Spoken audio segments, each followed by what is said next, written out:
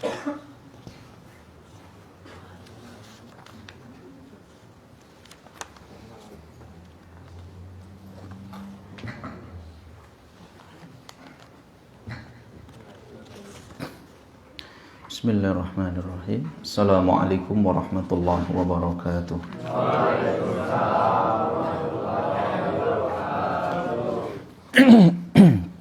Alhamdulillah wassalatu wassalamu ala Rasulillah wa ala alihi wa sahbihi wa man walah, la haula wala quwata illa billah, amma ba'd.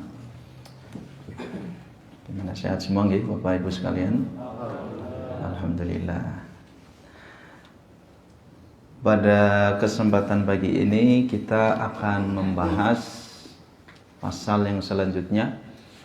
Kemarin faslun fi furudil wudu'i wa sunanihi. Qala al-muallif rahimahullah. Berkata penulis, semoga Allah merahmati beliau. Wa sunanuhu asratu asya'in.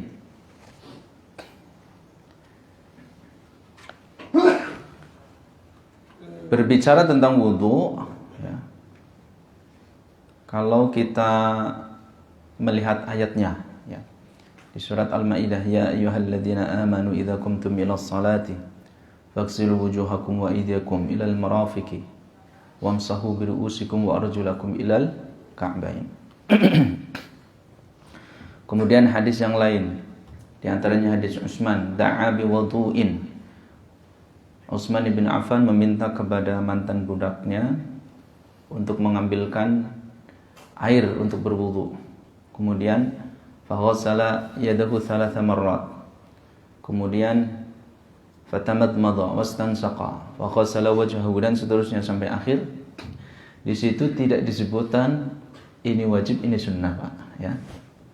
Tapi ini istilah para fuqaha, istilah para ulama fikih, para pakar fikih.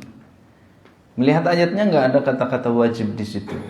Melihat hadisnya tidak ada kata-kata sunnah di situ. Lalu kenapa di sini dibedakan? Supaya kita tahu status hukum dari setiap bagian-bagian wudu itu. Kemarin kalau wudu yang wajib itu fardu sama dengan wajib. Itu ma talaba syari' ala wajhil hatmi awil ilzam. Yang Allah minta, yang Rasulullah minta itu secara tegas. Itu namanya wajib. Lalu hukumnya apa? Hukumnya yuthabu fa'iluhu wa yu'aqabu tarikuhu. Itu hukumnya. Kalau artinya tadi yang diminta oleh syariat secara tegas. Adapun status hukumnya, wajib itu kalau ditinggalkan dia berdosa, kalau dikerjakan dapat pahala. Sunnah sebaliknya, yuthabu fa'iluhu wa la yu'aqabu tarikuhu. Yang mengerjakan dapat pahala sama seperti wajib, tapi ketika ditinggalkan dia tidak berdosa.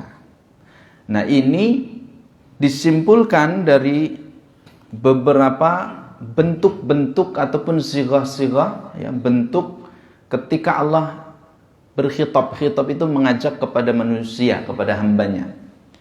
Mengajak kepada manusia pada hambanya. Nah, di dalam ayat itu misalkan, ya ayyuhalladzina amanu, wahai orang-orang yang beriman, idza qumtum ila sholati faghsilu. Nah, itu kan. Jadi bentuk ketika Allah meminta, kalau kalian hendak sholat, basuhlah, cucilah muka kalian. Itu perintah.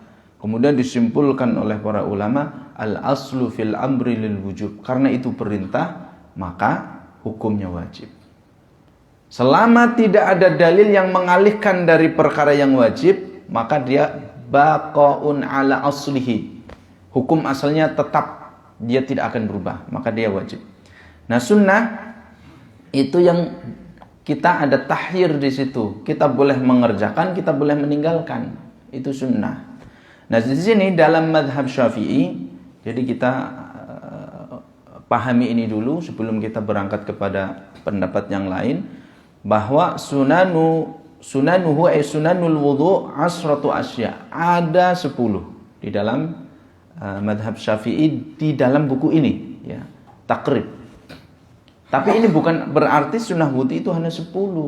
Karena ini kita kembali ke muqaddimah dulu bahwa Abu Suja itu diminta untuk menulis buku ini adalah ala wajhil ikhtisar. Buatkan buku yang ringkas. Maka dia pilih yang paling utama menurut beliau. Tapi ini tidak berarti bahwa sunnah wudu itu hanya terbatas pada 10. Ada yang menyebutkan dari sebagian ulama sunnah wudu itu sampai 50. Luar biasa. Sampai 50. Nah di sini aja siwak nggak disebutkan, dan siwak itu sudah dibahas dan itu bagian dari sunnah wudu. Ahaduha, yang pertama adalah at-tasmiyah. Ya, at-tasmiyah. At-tasmiyah itu adalah membaca bismillah sebagaimana hadis Abu Hurairah. Anna Nabiy sallallahu alaihi wasallam qala, la wudu'a liman lam yudhkari ismallahi alaihi, riwayat Imam Ahmad. Tidak ada wudu bagi orang yang tidak membaca bismillah tatkala dia berwudu. Nah, la wudu'a di sini bukan seperti yang dimaknai oleh madhab dhahiri. Madhab dhahiri itu kan melihat tekstualnya. Tidak ada wudu berarti tidak sah. Ulama Syafi'iyah mereka berpendapat bahwa la wudu'a la kamala lil wudu. Tidak sempurna wudunya. Jadi tasmiyah itu bagian dari sunnah wudu. Kalau dikerjakan dapat pahala, ditinggalkan tidak berdosa. Nah, sebagian yang lain karena konteksnya atau teksnya, sighahnya atau diksi kalimat yang dipakai la wudu'a, tidak ada wudu, berarti kalau tidak ada wudu hukumnya rusak wudunya, gitu kan? Kalau rusak berarti tidak sah. Maka sebagian yang lain berpendapat apa? Wajib membaca bismillah, wajib dengan diksi pemilihan kata seperti ini. Tapi dalam madhab Syafi'i itu adalah sunnah, ya. Hukumnya adalah sunnah. Walaisatit tasmiyatu wajibatan. Membaca bismillah bukan wajib. Kenapa? Di dalam madhab Syafi'i itu bukan wajib. Disebutkan di sini, li'anna aktsarul ladzina wasafu wudu'ahu sallallahu alaihi wasallam lam yadhkuru tasmiyah. Ini ya. Karena riwayat-riwayat yang menyebutkan tentang wudu Nabi sallallahu alaihi wasallam tidak disebutkan di situ kata bismillah. Ya. Jadi ini hadis ini mustaqil tersendiri. La wudu'a liman lam yadhkur ismallahi alaihi. Hukum asalnya karena memakai diksi, sighah, bentuk seperti itu, ungkapan seperti itu, maka itu wajib. Kalau meninggalkan berarti tidak sah wudunya. Tapi kemudian ada hadis lain. Nah, hadis lain inilah yusrifu an ma'nal wujub. Itulah yang mengalihkan dari makna yang wajib kepada yang sunnah. Karena tatkala sahabat menceritakan tentang wudu Nabi, banyak hadis yang menyebutkan Nabi tidak membaca bismillah di situ. Artinya sahabat hanya menceritakan seperti hadis Utsman itu, hanya meminta air untuk wudu, kemudian setelah itu membasuh tangan 3 kali, kemudian berkumur-kumur. Tidak disebutkan di riwayat itu bismillah. Maka ini menunjukkan bismillah itu adalah sunnah. Nah, menunjukkan bismillah adalah sunnah. Tapi yang perlu dipahami Bapak Ibu sekalian, bahwa ini ada satu kaidah yang perlu kita mengerti bersama. Tadi saya sebutkan ada yang mengatakan sunnah, ada yang mengatakan wajib. Bingung kan? Sing bener sing ndi sih? Bingung gak Pak? Nah, bingung kan? Nah, karena itu ada sebuah kaidah mengatakan wal khuruju minal khilafi mustahabbun. Keluar dari khilaf, keluar dari perbedaan pendapat ulama, keluar dari perselisihan pendapat di antara ulama, hukumnya adalah dianjurkan. Dianjurkan. Di sini yang menjadi perselisihan apa? Membaca bismillah wajib apa? Sunnah. Gitu kan? Berarti kalau dia tidak membaca bismillah bisa jadi wudunya batal bagi mereka yang berpendapat wajib. Bagi yang dia berpendapat sunnah, maka ketika dia membaca bismillah tidak membaca bismillah aman. Nah, khurujun minal khilaf, keluar dari khilaf perbedaan pendapat ini bagaimana caranya? Baca bismillah. Membaca bismillah, maka itu sebagai langkah kita keluar dari perbedaan pendapat ulama, dan itu adalah mustahab, dianjurkan. Maksudnya apa? Tatkala kita membaca bismillah, setidaknya dalam mazhab Syafi'i itu adalah mustahab. Andai menurut orang lain, menurut pendapat yang mazhab yang lain mengatakan itu wajib, kita sudah mengerjakannya, sekalipun kita tetap menganggapnya sunnah. Tapi sudah tidak ada perbedaan pendapat. Saya baca bismillah, gitu kan? Nah, gitu maksudnya. Lalu kemudian tentang masalah bismillah. Masalah bismillah. Wa aqalluha bismillah. Nih, karena di sini kan tidak sah wudunya dalam ya, kita artikan secara tekstual ataupun secara ya yang pendapat jumhur mayoritas ulama, tidak sempurna wudunya bagi orang yang tidak menyebut nama Allah. Lam yudhkarismallah, tidak menyebut nama Allah. Maka aqalluha setidaknya adalah bismillah, dengan nama Allah. Jadi sebelum wudu bismillah dengan nama Allah. Itu adalah sudah mencakup, namanya aslus sunnah. Ya, aslus sunnah. Pokok sunnahnya, asalnya. Itu minimal. Wa akmaluha bismillahirrahmanirrahim. Yang sempurna adalah membaca bismillahirrahmanirrahim. Karena di sini hanya disebutkan siapa yang tidak membaca atau siapa yang tidak menyebutkan nama Allah. Tidak disebutkan la wudhu'a liman lam yaqra bismillah au bismillahirrahmanirrahim. Kita baca bismillah, kita baca bismillahirrahmanirrahim, dua-duanya sama disebutkan nama Allah. Masuk dalam konteks makna hadis ini. Tapi yang minimal adalah baca bismillah.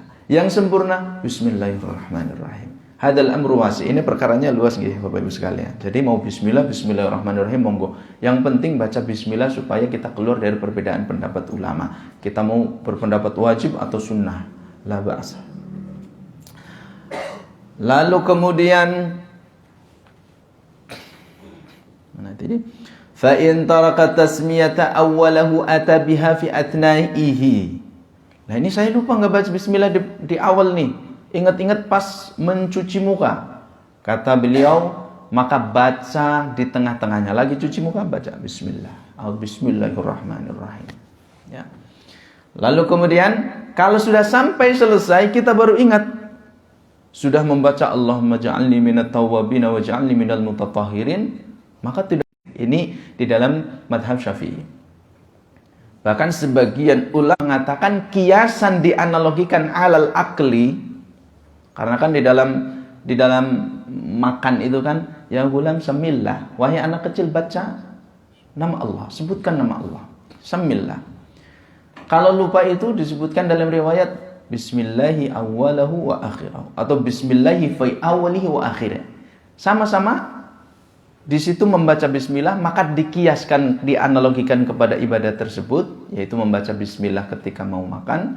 Maka tatkala wudu, andai kita lupa di awal, kita ingat di tengah-tengah, mungkin lagi mengusap kepala atau membasuh tangan, maka sebagian ulama madhab Syafi'i mengatakan membacanya adalah bismillahi fi awwalihi wa akhirihi.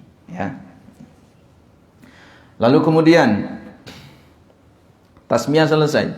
Wa ghaslul kaffaini, membasuh kedua tangan. Ini tangan sampai sini. Tangan sampai pergelangan, ya. Sampai pergelangan. Ghaslul kaffaini. Salasan, 3 kali. Qabla idkhalihimal ina, sebelum dimasukkan ke dalam ina, bejana. Zaman dahulu belum ada padasan, zaman dahulu belum ada keran. Zaman dahulu belum ada tower ya, tower atau apa namanya? Toren, ya, tower yang lebih tinggi. Toren ya itu. Belum ada itu. Kalau mau wudu ambil air pakai baskom. Nah, caranya adalah sebelum tangan kita dimasukkan ke baskom itu, maka diambil baskomnya, disiramkan ke tangan 3 kali. Itu yang pertama. Berdasarkan hadis Nabi sallallahu alaihi wasallam, "Idza staiqadha ahadukum min naumihi," kalau kalian bangun tidur, "fala yaghmizha fil ina," jangan masukkan tangan kalian kepada bejana itu yang ada airnya buat wudu, hatta yaghsilaha salasan, sampai kalian membasuhnya 3 kali, mencucinya 3 kali.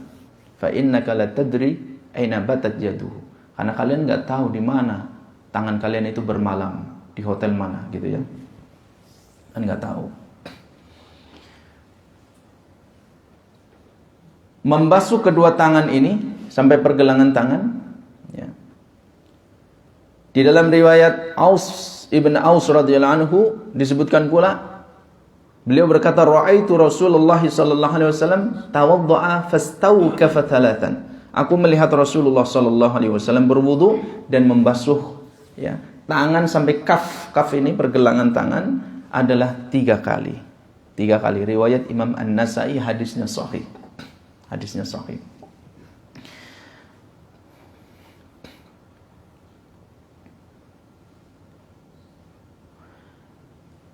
Membasuh tangan ini ada 2.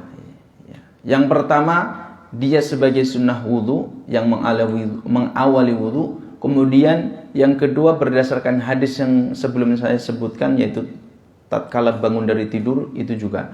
Maka ada yang menyebutkan sebelum berwudu itu 6 kali kita membasuh tangan ya. Yang satu amalan bil hadis, idza staiqadha ahadukum min naumihi, mengamalkan hadis kalau kalian bangun tidur ya, cuci dulu 3 kali. Yang kedua, seperti hadis Utsman yang dia meminta air untuk berwudu, kemudian dia siramkan kepada tangannya sampai pergelangan 3 kali. Jadi 6 kali. Kalau diniatkan dua-duanya, bangun tidur, lalu kita hanya membasuh tangan sampai pergelangan 3 kali saja, maka itu dibolehkan kata para ulama. Kenapa? Karena at-tadakhul. Di dalam masalah wudu itu boleh at-tadakhul. Saling dimasukkan. At-tadakhul itu artinya digabungkan. Kita niatnya membasuh 3 kali, tapi yang pertama niatnya adalah basuhan 3 kali bangun dari tidur, yang kedua sebagai sunnah mengawali wudu, dan itu semuanya dinilai sebagai ibadah di sisi Allah. Seperti misalkan kita berwudu selesai, masuk masjid sebelum subuh misalkan, tapi sudah adzan, maka kita sholat tahiyatul masjid, kemudian kita niatkan pula sholat sunnah wudu. Dua-duanya boleh, tadakhul. Yang tidak boleh adalah zakat dan sedekah. Itu beda lagi ya. Saya niat bayar zakat sekian juta ya, kemudian saya niatkan juga sedekah, maka nggak boleh. Zakat tersendiri karena itu wajib, yang ini sunnah, sedekah itu sunnah, maka tidak boleh. Yang wajib dengan yang sunnah tidak boleh digabungkan. Nah, terkait membasuh tangan ini adalah hal yang penting Bapak Ibu sekalian. Ini nggak boleh disepelekan. Ini kan sunnah hukumnya. Ya sunnah. Tapi kita harus ingat kepada anggota wudhu yang wajib dibasuh, yaitu tangan. Tangan itu bukan berarti pada pergelangan sampai siku. Kemarin kan Allah mengatakan faghsilu aydiyakum ilal marafiq. Tangan kalian sampai siku masuk. Nah ingat, ini yang sering kadang keliru orang. Berhati-hati. Membasuh tangan itu hukumnya wajib. Andai ada saja tangan kita yang masih kering, maka itu tidak sah. Makanya kita nggak boleh buru-buru dalam berwudu. Misalkan seperti ini, kita membasuh tangan, ya, membasuh tangan sudah sempurna, basah semua, basah semua. Nah, tatkala kita membasuh tangan yang menjadi wajib wudu, ya, kita ambil air misalkan, atau kita keran disiram kayak gini, siram sini saja. Kita terlena, merasa ini sudah basah, padahal ini basuhan adalah yang sunnah, yang tadi membasuhnya 3 kali di awal wudu. Itu hukumnya sunnah. Karena kita merasa seperti ini basah.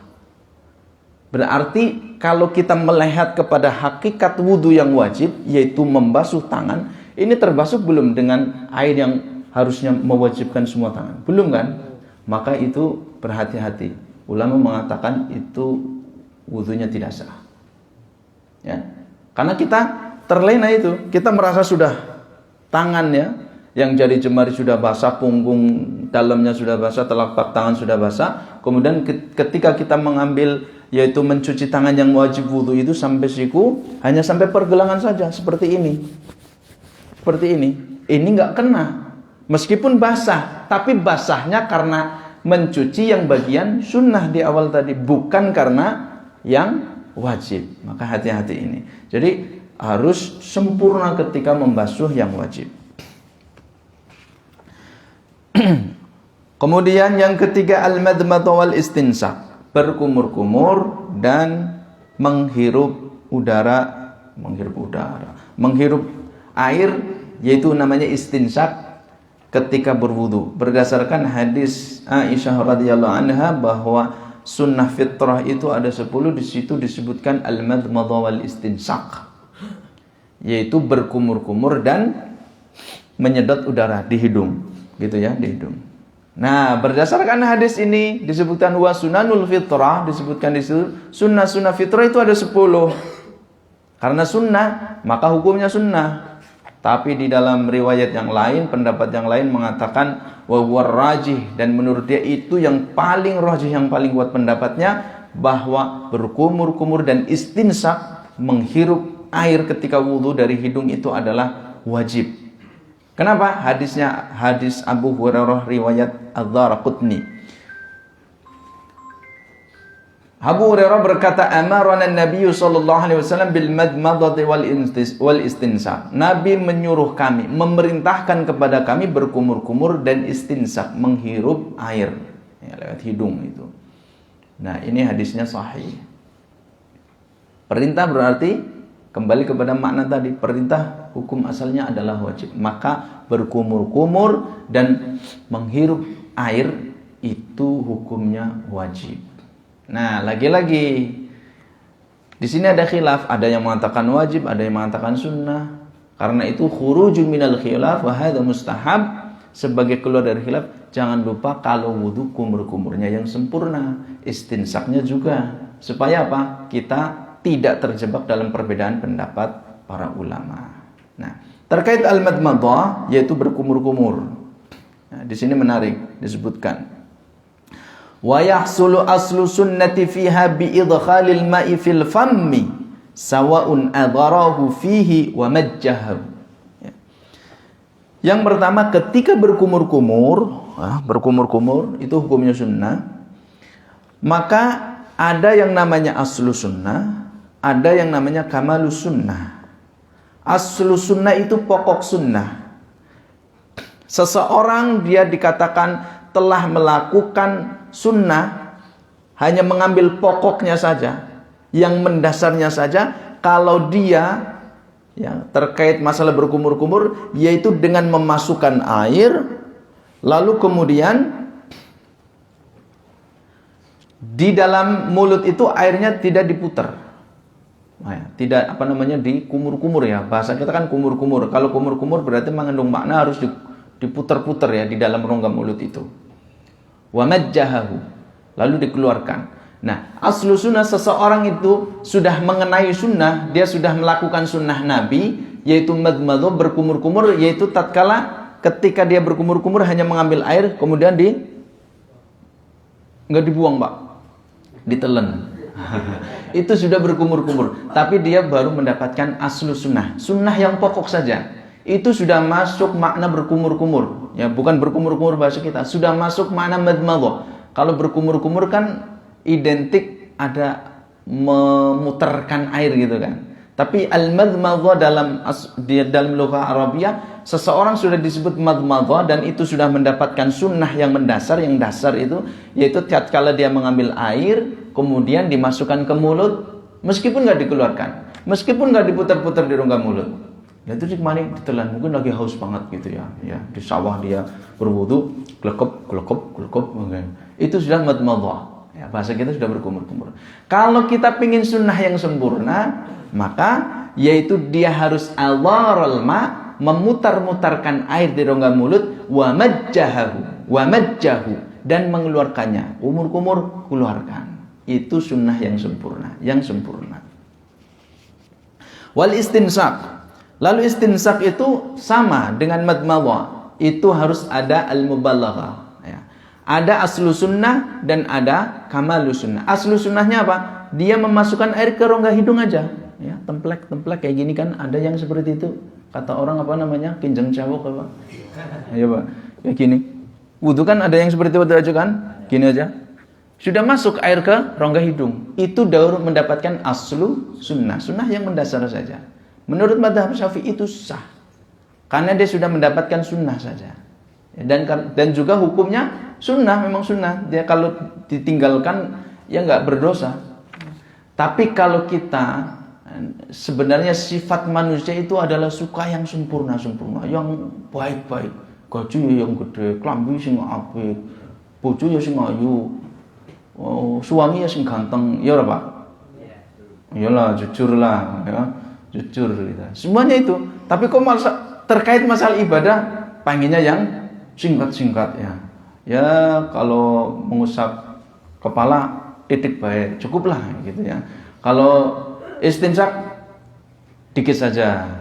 Mencuci muka pengennya ya sedikit saja gitu ya. Seperti kucing takut air kayak gitu lah. Itu sebenarnya tidak benar ya, tidak benar. Nah, al-istinsak itu wa yahsul aslu sunnah fihi bi idkhalil ma'i fil anfi. Cukup dengan memasukkan ke hidung seperti ini itu sudah dapat sunnah. Tapi kalau dia menghirupnya disedot gitu sampai masuk ke sini khaysamah namanya, khaysamah. Inilah tempat bersarangnya setan, rumah setan di sini, tempat tidurnya setan di sini. Nah, sampai dek sakit, oh berarti setannya ketembak. Tapi ngurut tweet nengene dok masih di sini ya, masih di sini. Engkau diganggu pas lagi ibadah ya, lagi sholat ya, aduh apa teh ya, lagi masuk Quran, aduh berat banget ini. Di sini nih, di sini. Nah itu akan hilang dengan istinsak yang mendalam, dan itu tidak boleh dilakukan kalau kita dalam keadaan berpuasa. Faballigh bil istinsak illa an takuna sha'iman. Sedotlah air dengan keras kecuali dalam kondisi puasa. Seperti siwak. Siwak itu tidak boleh dilakukan kalau sudah lewat jam 12 siang, sudah zuhur. Jangan dilakukan siwak atau gosok gigi karena dikhawatirkan itu akan tertelan. Ada yang tertelan karena kita sedang dalam keadaan yang sangat haus. Ya. Lalu kemudian banyak menyebutkan antara madmadah dan istinsak itu berdampingan. Sering disebutkan berjejeran. Makanya ada pendapat yang dia istinsak dan kumur-kumur dan istinsak itu disatukan. Ada yang fasal, dipisahkan. Kalau saya gampangnya dipisahkan. Kumur-kumur sendiri, kemudian mencuci atau menghirup menghirup udara, menghirup air di hidung itu sendiri. Ya.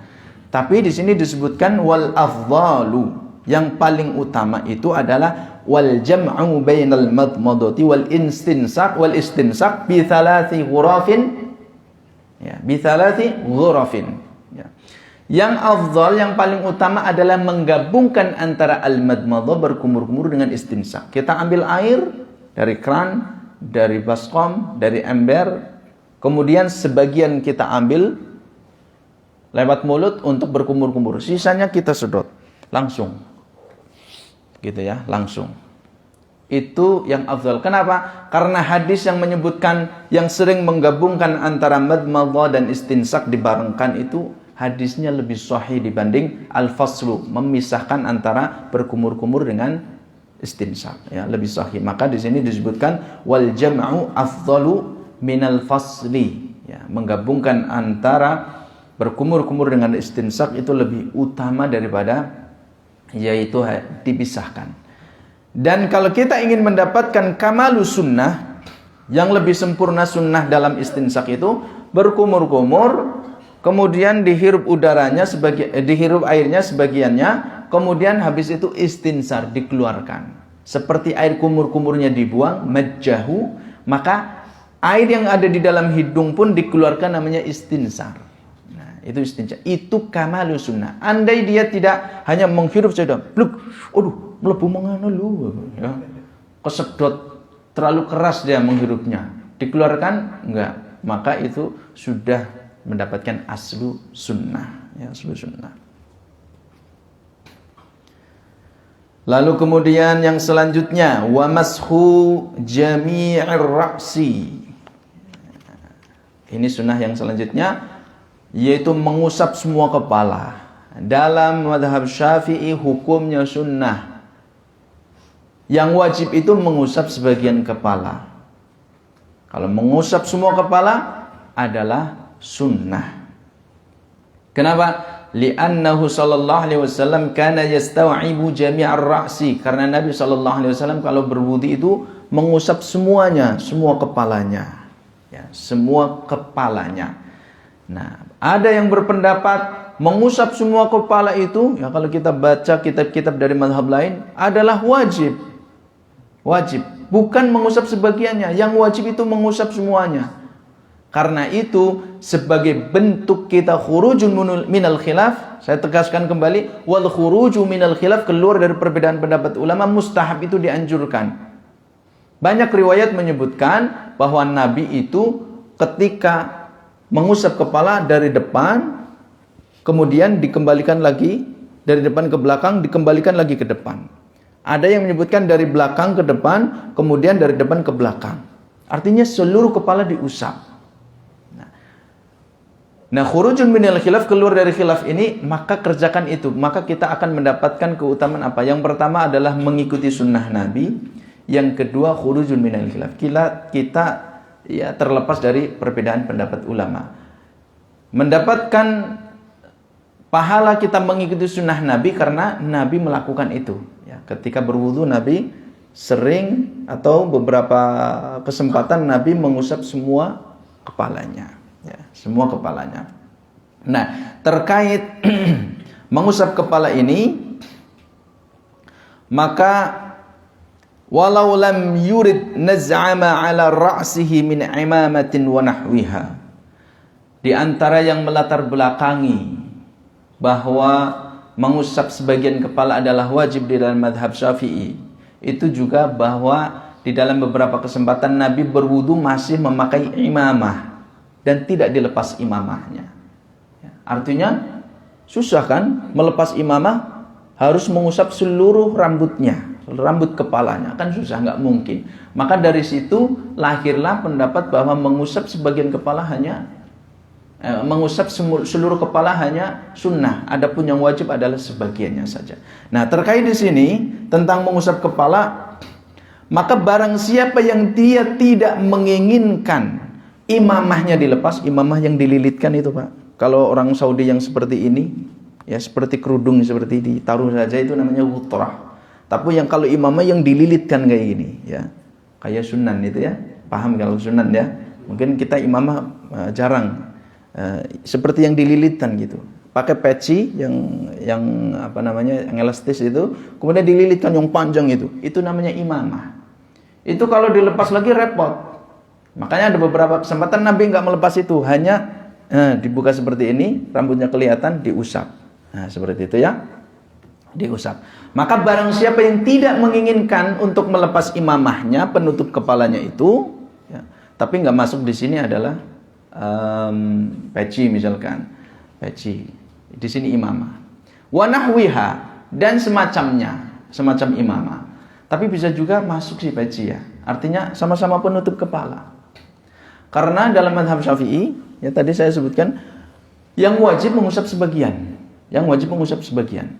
Adapun mengusap seluruhnya adalah sunnah. Maka seperti apa memaknai di sini? Maksudnya di sini adalah siapa yang tidak ingin melepas imamahnya atau yang semisalnya. Semisalnya apa? Penutup kepala, mungkin bisa peci yang seperti Mas ini pakai. Atau untuk perempuan, ibu-ibu, memakai kerudung. Memakai kerudung, ada tempat wudu, tidak ada penutupnya. Malu dia. Kan nggak boleh terlihat itu bagian rambutnya oleh laki-laki yang asing.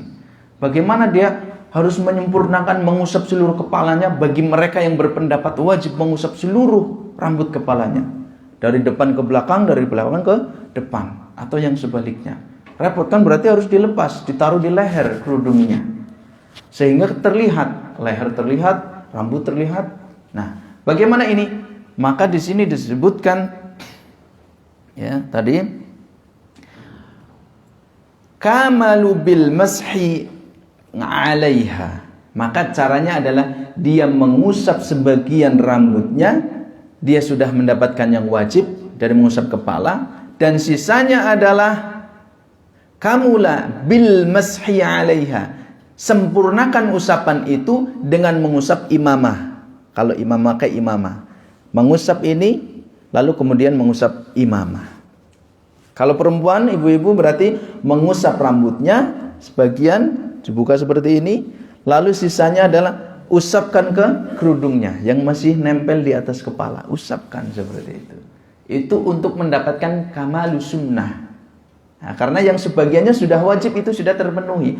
Supaya sunnah sempurnanya terpenuhi, maka sisanya adalah diusapkan ke kerudung yang dia masih menempel di kepalanya, sehingga masih terjaga dari menutup rambutnya itu. Ya, termasuk patching itu ya, seperti ini. Kayak gini, wudu seperti ini. Nah, kayak gini buka saja, sisanya diginiin aja. Itu dalam mazhab Syafi'i. Nah, ini dia mendapatkan kamalus sunnah. Lalu kemudian ya, mashul udhunaini dhahirahuma wa batinihima bima'in jadidin. Kemudian mengusap telinga. Ya, jadi telinga bukan dibasuh. Mengusap telinga, kedua telinga yang di dalam maupun di luar. Caranya adalah ini. Ujung jari telunjuk, ya, kepalanya ini, ujungnya ini dimasukkan ke lubangnya, lalu kemudian setelah itu diputar, berarti dia sedang mengusap bagian dalamnya. Adapun jempolnya itu mengusap bagian luarnya. Bisa lewat atas dulu atau bawah dulu. Masukkan dulu, seperti ini, kemudian diputar, dibersihkan, baru kemudian jempolnya. Itu caranya. Jadi luar dan dalam itu harus diusap bima'in jadidin. Di dalam mazhab Syafi'i, dia mengambil air lagi, mengusap. Mengusap. Kalau mazhab yang lain dia mengatakan setelah mengusap kepala sempurna dari depan ke belakang, belakang ke depan, baru langsung masuk tanpa air yang baru. Ya, jadi sisa air mengusap kepala.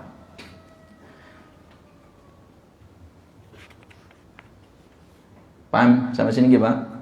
Nah, gini. Nah, ini hukumnya sunnah. Lalu kemudian takhlilul lihya al-katha, menyela-nyela jari, menyela-nyela jenggot yang panjang.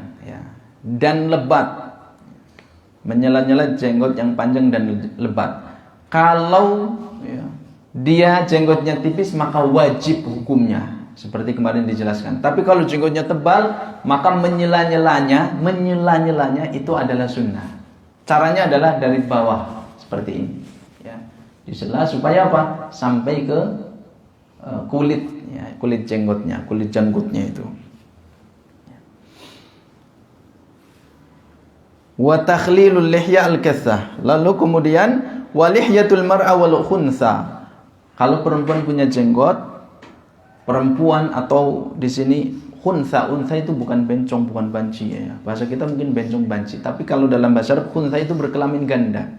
Kelaminnya ada dua, cuma kita bingung ini perempuan laki-laki atau perempuan ya. Ada yang anggota TNI itu ya. Saya lupa namanya itu. Dia kan sampai menjadi pemain timnas voli perempuan itu. Tapi dia Aprilia ya. Iya itu. Itu kan kelaminnya ganda. Sekarang secara hukum sah dia milih laki-laki, menikah. Nah, mau menikahi perempuan ya. Itu awalnya itu namanya khunsa, seperti itu, khunsa. Tapi kalau bencong itu kalau dalam Islam diharamkan. Karena laki-laki haramun yusbihur rajula war rajula yusbihul al-mar'ata. Tidak boleh. Laki-laki dia menyerupai perempuan, perempuan menyerupai laki-laki. Dia tahu sebenarnya punya saya ini laki-laki gitu. Tapi kayaknya mungkin wajahnya imut, saya pengen kayak perempuan saja gitu. Padahal dia tahu punyanya laki-laki atau yang sebaliknya. Maka itu harus tegas itu. Nah, kalau seperti ini Aprilia itu kalau nggak salah dia ada ya gendernya itu ya. Tapi dia memilih kemudian laki-laki.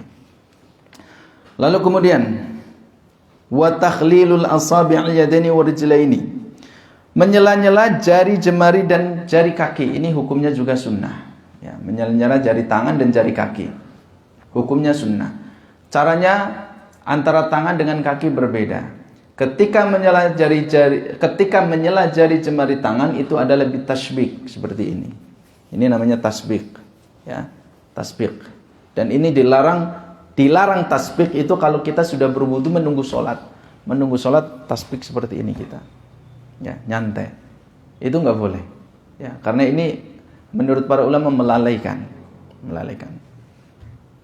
Tasbih. Seperti ini juga masuk tasbih, ya, gitu ya, ini termasuk tasbih, ya, menggabungkan jari jemari. Nah, tapi kalau dalam wudu, takhlilu al-yadaini adalah seperti ini, takhlil asabi' al-yadain bitasbih, seperti ini, ya, cara menyela-nyalanya ada seperti ini, bukan satu-satu. Ya. Adapun ar-rijl, adapun kaki, cara menyela-nyalanya adalah berbeda dengan tangan, yaitu dia anjubda'a bi khinsiri yadihil yusra. Jadi dia memakai kelingking tangan dan dimulai dari yang kaki kanan. Kelingking tangan kiri dimulai dari kaki yang kanan. Memakainya kelingking yang kiri. Memakai kelingking kiri tapi dimulai dari kaki yang kanan bagian kelingking. Kemudian caranya dari atas atau dari bawah? Menurut ulama di sini bahwa caranya adalah dari bawah. Karena kalau wudu itu kan di beberapa tempat itu ada tempat duduknya, ya, maka enak seperti ini. Nah, mohon maaf, nyala-nyalanya seperti ini, ya, kayak gini, ya, dari bawah. Ini mohon maaf, telapak kaki, nah dari bawah seperti ini. Kita kayak posisi duduk atau berdiri bisa seperti ini, dari bawah. Tapi pakai kelingking. Dimulai dari kelingking kaki yang kanan terus sampai kemudian pindah ke kaki yang kiri, kemudian berakhir di kelingking yang kiri. Itu cara menyela jari jemari tangan ataupun kaki, dan itu hukumnya sunnah. Wa taqdimul yumna 'alal yusra, mendahulukan yang kanan daripada kiri, itu juga hukumnya sunnah, ya, mendahulukan anggota. Tapi hal-hal anggota tubuh yang di wudu yang dia bisa digabungkan, maka itu tidak disebutkan ada keterangan harus yang kanan ada yang kiri. Kanan dulu baru kiri. Itu harus digabungkan. Misalkan seperti telinga itu bisa digabungkan, sekali basuh itu memungkinkan, maka harus bareng, ya, bareng. Telinga tidak disebutkan kanan dulu kiri dulu, maka agak keliru. Dalam mazhab Syafi'i pun disebutkan telinga kanan kiri gitu, ya, harus, karena ini memungkinkan untuk dibasuh bareng, maka bareng, bukan kanan kiri, karena ini mungkin dibasuh bareng. Lalu kemudian apalagi misalkan, ya, muka ada kanan kiri bareng, nggak perlu kanan dulu kiri dulu. Berbeda dengan tangan kanan dulu kiri dulu, bareng bisa nggak, Pak? Nggak bisa. Gimana bareng? Ya. Atau kaki bareng, jatuh nanti, ya, nggak bisa. Makanya kanan dan kaki itu harus bareng. Harus bareng. Berarti jenengan nggak tidur nggih, Pak? Ya, kalau tidur berarti nggak tersenyum. Yang nggak senyum berarti tidur, ya. Biasanya kayak gini perlu itu untuk mencegah ini tidur apa enggak gitu. Ya. Kita lanjutkan sebelum yang terakhir, wa taharatu salatan. Ya, kemudian berwudu 3 kali karena disebutkan anna Nabi sallallahu alaihi wasallam kana tawaddu'a salatan. Nabi berwudu 3 kali. Nah, berdasarkan hadis ini banyak ulama kemudian menyimpulkan di dalam mazhab Syafi'i itu meliputi al-ghuslu wal mashu wal dzikru was siwaqu wat tasmiyatu, bahkan sampai wan niyatu thalathan, sampai semua ini juga harus 3 kali, ya. Al-ghuslu, semua anggota tubuh yang harus dibasuh, yang harus dicuci, seperti muka, tangan, maka itu 3 kali. Kemudian al-dzikru, misalkan yaitu zikir setelahnya, Allahumma ja'alni minat tawwabin wa ja'alni minal mutatahhirin, itu dibaca 3 kali. Wa tasmiyatu bismillah pun sampai harus 3 kali. Kemudian wal mashu, kepala pun harus 3 kali. Ada riwayat menyebutkan sekali, tapi berdasarkan hadis ini 3 kali. Ya, karena ini hadisnya itlaq, bersifat umum. Sampai niat pun harus 3 kali. Karena Nabi diriwayatkan Nabi kalau wudu 3 kali, dan wudu itu ada niat, bahkan itu wajib, ada kemudian membasuh muka, kemudian ada yang diusap, ada zikir di dalamnya, maka ini pun harus 3 kali. Sampai siwaknya harus 3 kali, ya. Karena Nabi wudunya 3 kali. Itu yang dimaknai di dalam mazhab Syafi'i. Tapi kalau kita melihat teks dari penyebutan di sini, wa taharatu salatan, ini pemilihan diksi, pemilihan kata itu. Toharoh yang namanya toharoh itu adalah hanya terkait yaitu bersuci, membasuh maupun mencuci. Mencuci, membasuh maupun mengusap. Selain itu berarti seperti zikir membaca bismillah ataupun berdoa ataupun niat cukup sekali. Ya, tapi membasuhnya yang sunnah itu 3 kali. Dan yang terakhir wal mualatu. Al mualah itu adalah berkesinambungan. Berkesinambungan itu yaitu alla yahsulu bainal udwaini tafriqun katsir. Antara melakukan ya wajib maupun sunnah wudu yang satu dengan yang lainnya itu jedanya tidak terlalu lama. Misalkan kita sedang wudu sampai membasuh muka. Lalu kemudian istri kita, "Mas, ini motornya nggak bisa hidup-hidup. Tolong dong cepet, ini mau cepetan jemput anak." Nah, kemudian kita pergi ke motor itu, kita standarin karena mungkin istri nggak kuat, kita selah bunyi, kita balik lagi, lanjutkan yang tadi, karena itu masih mablul. Batasnya apa? Selama anggota tubuh itu masih basah, itu masih bisa diteruskan. Itu namanya mualah, itu sunnah hukumnya. Tapi kalau kita sudah berwudu, kemudian sampai mencuci muka, mau cuci muka ini, kemudian kita ada kebakaran, di sana kita lari ke sana, ada kebakaran, sejam kita membantu dengan kebakaran, balik lagi mau sholat zuhur misalkan, oh tadi saya sudah cuci muka gitu ya, diteruskan, itu nggak boleh, itu bukan mualah namanya, itu bukan mualah. Dan yang terakhir adalah sunnahnya membaca doa. Nah, kata Nabi SAW, "Ma min muslimin yatawadda'u fayuhsinu wudu'ahu thumma yaqumu fayusalli rak'ataini muqbila 'alaihima biqalbihi wa wajhihi illa wajabat lahul jannah." Hadis sahih. Disebutkan kata Nabi SAW, seorang muslim yang dia berwudu dan menyempurnakan wudunya. Yang menyempurnakan wudunya inilah sunnah-sunnah. Jangan kita lah yang wajib-wajib saja. Wudu itu cukup 4. Membasuh muka, membasuh kedua tangan, mengusap kepala, kemudian membasuh kaki. Ya, sisanya kan amalan hati. Niat dan tertib itu sudah dikerjakan. Enggak. Karena di sini Nabi mengatakan siapa seorang muslim yang berwudu, wudunya sempurna. Yang menyempurnakan wudu itulah sunnah-sunnah, dan itu dilakukan oleh Nabi SAW. Ada kumur-kumurnya, ada istinsaknya, ada siwaknya, kemudian mendahulukan yang kanan daripada yang kiri, kemudian membasuhnya 3 kali, dan seterusnya. Kata Nabi SAW, kemudian kalau setelah selesai wudu, dia sholat 2 rakaat, namanya syukrul wudu, sholat sunnah wudu. Muqbilan alihima biqalbihi wa wajhihi. Niatkan dalam hatinya, dia menghadap kepada Allah. Ya, hatinya dan wajahnya. Kenapa disebutkan wajah? Badannya. Wajah itu mewakili badan. Wajah. Makanya ketika kita menemui seseorang namanya muwajjah. Ya, karena wajah kita mewakili badan kita. Misalkan kita ngomong sama orang, badan kita 90% menghadap ke Mas Hendra, tapi muka saya ke sana. Nggak sopan banget ini ngomongnya gitu kan. Tapi kalau muwajjah itu menghadap ke sana semua. Misalkan orang, "Nah, sini Mas, sini ya." Ya gitu kan. Dia menoleh gitu, wajahnya sudah mewakili badan itu. Tidak harus ya dipanggil anaknya. Anaknya dipanggil, "Sini Nak." Ya gitu. Hadap kanan gerak. Kan harus semua gitu kan. Enggak itu. Menoleh itu mewakili. Makanya di sini muqbilun alaihim biqalbihi wa wajhi, maksudnya adalah badannya ketika sholat itu menghadap Allah, fisiknya, hatinya pun menghadap Allah, artinya khusyuk. Maka illa wajabat lahul jannah, dia berhak mendapatkan surga. Dan kata Nabi SAW yang terakhir di hadis Umar, ya, dia mengatakan ma minkum, ya. Jadi hadis terusannya itu kan panjang tadi.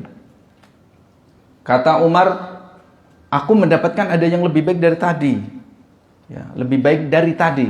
Kalau tadi kan orang wudunya sempurna, berarti wajib dan sunnahnya dikerjakan. Lalu setelah itu dia sholat 2 rakaat dengan khusyuk, maka dia berhak mendapatkan surga. Itu. Kata Umar bin Khattab, aku mendengar langsung dari Nabi, yang ini lebih baik dari yang barusan didengar itu. Apa itu? Kata Nabi SAW, ma minkum min ahadin yatawadda.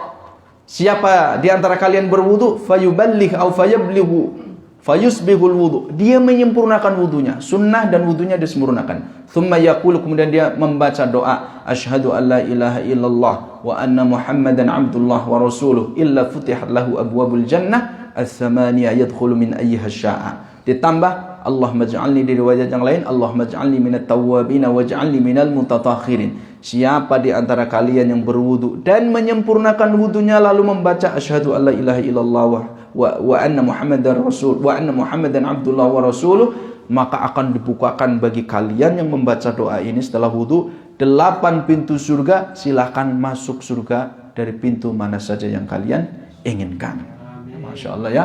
Wa amma istihbabu raf'un nadhari ila sama, adapun anjuran untuk melihat ke langit saat berdoa, maka ini disebutkan di dalam tambahan riwayat Imam Ahmad di dalam musnadnya, tapi hadis ini dilemahkan oleh yang ulama yang lainnya sehingga banyak yang tidak mengamalkannya. Jadi cukup membaca doa asyhadu an la ilaha illallah wa asyhadu anna muhammadan abduhu wa rasuluh allahumma ij'alni minat tawwabin waj'alni minal mutatahhirin, maka dia berhak masuk surga dari pintu mana saja yang dia kehendaki. Ini berlaku untuk laki-laki dan perempuan. Hadza wallahu a'lam. Mudah-mudahan yang sedikit ini bermanfaat. Oh, ada nih. Ya. Siapa yang menjawab? Tafadhal. Yang belum pernah menjawab. Yang belum pernah menjawab. Sinten Mas? Monggo. Yang mana ya? Yang pakai masker. Ada berapa? Ada banyak. Monggo Mas yang pakai masker. Sebutkan doa wudu Mas. Bisa doa wudu enggak? Doa setelah wudu. Tadi. Minimal apa? Baca doa apa?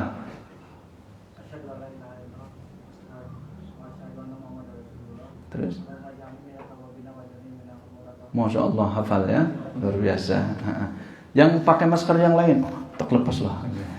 Jangan Mas, ini ada hadiah. Tafadhol. Ini Mas siapa ini? Mas Sinten? Mas Ridwan. Nah, Ridwan, Mas Ridwan. Malaikat Ridwan, malaikat penjaga surga. Mas Ridwan, penjaga toko. Amal soleh insyaallah ya. Baik. Mas Ridwan, sebutkan 3 saja sunnah wudu yang barusan kita sebutkan. Apa ya? Kira-kira. Tadi saya agak ngantuk sih. Cuma pakai kacamata aman. Monggo Mas, 3 Mas. Sunnah yang hukumnya 1. Membasuh wajah. Wajib itu. Wajib ya. Sebagian kepala, mengusap bukan membasuh. Kalau membasuh berarti harus basah. Ini yang dilakukan anak-anak kecil. Kalau ada bapak-bapak yang sampai rambutnya basah banget, berarti kayak anak kecil. Mengusap kepala, sebagian kepala wajib. Berarti yang lain? Mengelus jenggot. Bukan mengelus dada ya.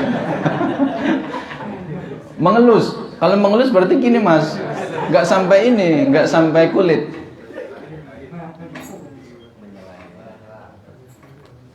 Apa Mas? Ayo cepetan.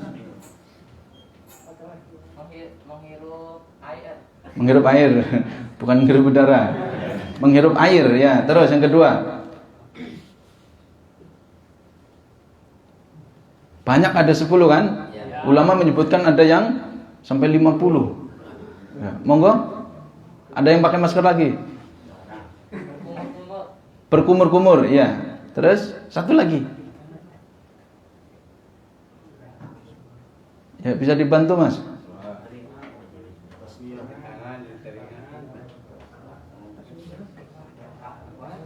Ya. Mendahulukan yang kanan daripada yang kiri. Masya Allah. Barakallahu fikum. Jazakumullah khairan. Mudah-mudahan sedikit ini bermanfaat dan kita bisa mengamalkannya sunnah-sunnah ini. Dimudahkan oleh Allah, mendapatkan taufik dan hidayahnya, sehingga dimudahkan oleh Allah untuk bisa mengamalkan sunnah-sunnah ini dengan sempurna, agar kita mendapatkan pahala yang sempurna di sisi Allah Subhanahu wa taala. Demikian kurang lebihnya maaf. Subhanakallahumma wa bihamdika asyhadu an la ilaha illa anta astaghfiruka wa atubu ilaik. Assalamualaikum warahmatullahi wabarakatuh.